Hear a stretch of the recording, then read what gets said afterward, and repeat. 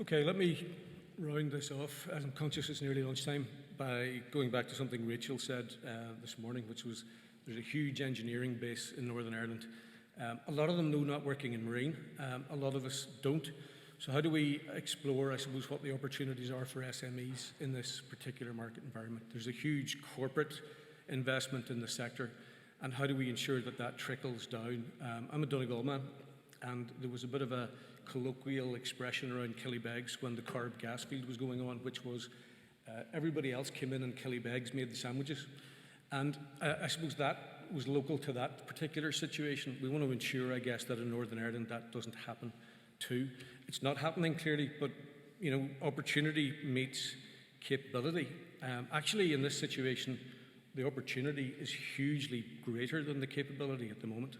And we have a window of opportunity now to catch up in building that capability. And Northern Ireland won't do it by itself. So I want to talk a little bit about collaboration. Causeway is about bringing companies together in Scotland and the island of Ireland, north and south, to get to know each other, to form relationships. It's multi-sectoral, but my personal interest is in this marine sector and marine renewables. And I mean, for example, Sam has a network of companies here. His database was talked about earlier. The formation of a cluster was talked about earlier. But if we take that cluster and we put it together with Enterprise Ireland's cluster and Highlands and Islands cluster, and we create events where those clusters get together and interact and engage, that creates the potential for great strength. And it maybe creates the potential to draw companies into a supply chain where capacity needs to grow, where companies in aquaculture, where I have an interest also, and who are involved in anchoring systems for high energy sites on the Norwegian coast and off Shetland may be able to migrate into anchoring systems for floating wind. And we have oil and gas capability migrating into offshore renewables. So broadening our horizons, bringing companies into the sector that aren't there yet to grow that capacity to match the capability and opportunity. So innovation is key. Innovation is one of the objectives of those collaborations. And actually, just to go back even for a second and pick up a point that was on that stimulating innovation, there was quite a lot of mention of jobs today, and someone mentioned 7,000 jobs. It was also mentioned that one of the main benefits of this whole industry development is jobs. As chair of another company currently building a new facility in Armagh, which wants to employ 30 people this year and 60 between this year and next year, getting people to work is a challenge. It's not all about the jobs. So therefore, the innovation, to me, is critically important. The automation, the robotics, the artificial intelligence, the collaborations that facilitate that innovation pathway, because we need to perhaps use this industry to fundamentally improve the productivity deficit that Northern Ireland has had for years and years. And throwing labour at it, yes, it will create employment, that's great, but it also needs to create a significant boost in productivity, and collaboration sometimes fosters that innovation. So where are the opportunities? Right through that supply chain. I don't need to walk you through that. You know all about that. The one thing I forgot about there was decommissioning. It was mentioned this morning. I suppose I hadn't got my head that far forward into the game where we were decommissioning offshore wind. I was in Dalesville last week in Shetland, which is designated as one of the principal sites for the decommissioning of oil and gas. But that'll be used for the decommissioning of oil and gas for 20 years or more. So where do we decommission offshore wind? Sean's already talking about the capacity challenge in relation to ports and harbours for constructing offshore wind, never mind the decommissioning. So those capacity challenges exist across the board. But apart from that life cycle analysis of the opportunities that may be there for SMEs in design, development and prototyping. So if we take those top two, the innovation that's critically important to the future of the industry, improving processes, developing new ideas. And one of the challenges, of course, that we need to address is ensuring that as SMEs, it doesn't stop at the design and development and prototyping, but that we're actually also considered credible enough, with enough scale and enough bandwidth and broad shoulders financially to actually get into full-scale production, fabrication and installation, and all of those stages of that process. It was mentioned about the critical importance of constant investment and the challenge and the risk of doing that. Sometimes collaboration can share that investment risk and bring in other skills as well. So we want to do that. The company concerned has been doing some really interesting prototyping work for ROVs, for anchoring systems for offshore wind, and we want to benefit from the knowledge that they have developed and combine it with our knowledge to hopefully become considerably stronger as a consequence. So what are the risks for SMEs? Scale, experience, credibility, domain expertise. Lots of engineering companies that are good, maybe even have scale, but maybe don't have the credibility in marine or the domain expertise. So how do we overcome that? And I suppose, what are the collaboration opportunities for SMEs? Well, actually the same four words.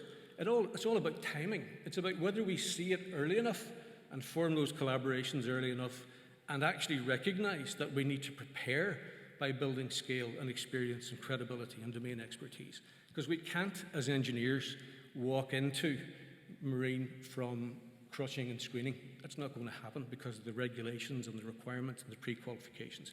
And simply the credibility of knowing how to talk about the requirements of customers in an entirely new market environment.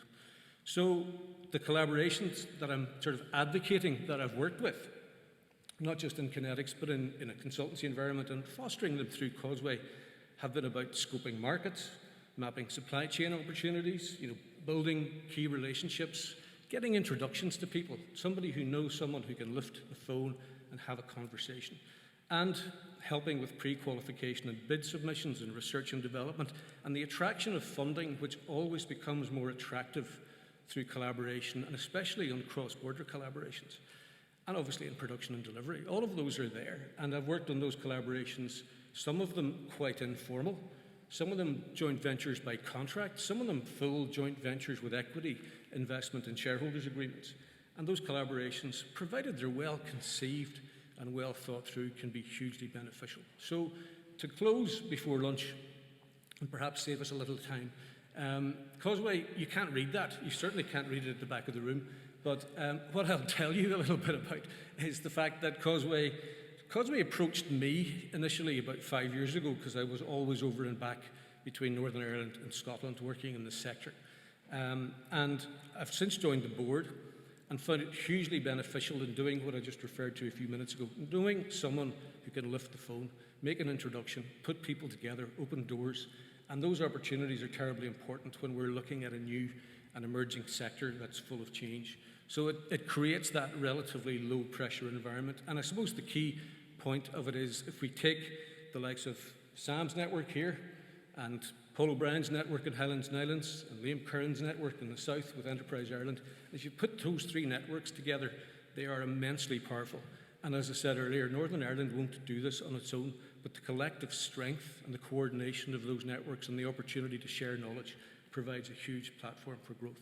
There is a government commitment to support that between the Southern Government and the Scottish Government, but also supported by InvestNI, because we've been engaged with InvestNI on that discussion around rural and coastal and island communities, the development of ocean and the blue economy, academic and research links, and offshore renewable and technologies. Those four pillars of that particular document and that agreement are there and are in the public domain, and Causeway is playing a small part in trying to foster that. And I think it's kind of important that we open our minds to it. Scotland, why Scotland and Northern Ireland and Ireland? Because we have a, shared interest in one particular way, or in four actually. Floating wind, we're going to be moving into deep water environments, so we're all interested particularly in floating wind in Scotland, Shetland, and the only point I would raise about Harland and Wolff's presentation is Shetland wasn't on the map. It only went to Orkney, no Shetland. But the floating wind, really important. Hydrogen. We all have a common interest in hydrogen. The Internet of Things. People have talked about data. What happens when we start transmitting that data, sharing that data, uploading it, downloading it? How do we protect that data and the whole cybersecurity opportunity? So those are things that perhaps we can look at and develop a point of differentiation and collaborate on and actually do something a little bit different from the Norwegians and from the others who have had perhaps a bit of a lead in this sector. So those are all worth thinking a little bit about. Creating those networks, those opportunities in the latter part of this year and into next year, we're going to actually run 3 pretty major events where we're going to seek to bring together those networks, and we'll be liaising with InvestNI and we'll be liaising with the other agencies. So Sam will hopefully be communicating with you in time, and they'll be in Scotland and in Ireland and in Northern Ireland focusing on how we can work together to maximise the opportunities, particularly for SMEs, but we want to ensure that it has a real strong trickle-down effect into the SME community and a real positive impact on productivity across the economy. Thank you very much. I hope I saved time. All right.